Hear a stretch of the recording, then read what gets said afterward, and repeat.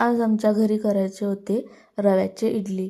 मग रव्याची इडली करण्यासाठी काय केलं, रवा घेतला, त्यामध्ये थोडंसं ताक ॲड केलं आणि रवा चांगला मिक्स करून घेतला आणि परत त्यामध्ये थोडं ताक टाकून थोडं थोडं पाणी टाकून रवा चांगलं मिक्स करून घेतला आणि नंतर एक अर्धा पाऊण तास रवा ताकामध्ये भिजत ठेवून दिला आणि रवा भिजल्यानंतर परत त्यामध्ये ॲड केलं ओवा. ओवा टाकला की कसं इडलीला चव चांगली येते आणि त्यानंतर मिक्स केलं चवीनुसार मीठ. आणि इथे बघा आमची आई कायम रव्याच्या इडलीमध्ये हिरवीगार कोथिंबीर टाकते आणि मगच रव्याची इडली बनवते.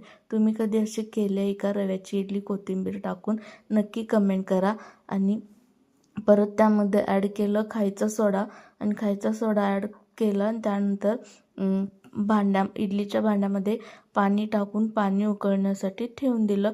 पाणी उकळूपर्यंत काय केलं, इथं भांड्याला मस्त असं तेल लावून दिलं जेणेकरून इडली चिटकणार नाहीत. आणि परत त्यामध्ये इडलीचं बॅटर भांड्यामध्ये टाकून दिलं आणि मस्त असतं इडलीचं ते भांडं चांगलं आपटून दिलं. इडलीचं भांडं आपटलं की बॅटर टाकल्यानंतर आपटून घेतलं की कसं इडली चांगली मऊ लुसलुशीत आणि जाळीदार होते.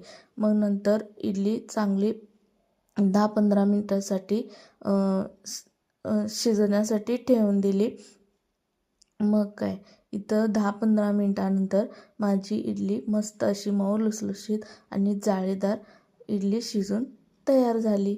तर तुम्हाला कशी वाटली माझ्या रव्याच्या इडलीची रेसिपी ते नक्की कमेंट करा. आणि व्हिडिओ आवडला असेल तर लाईक, शेअर आणि फॉलो करायला विसरू नका. चला भेटू पुढच्या व्हिडिओमध्ये. धन्यवाद.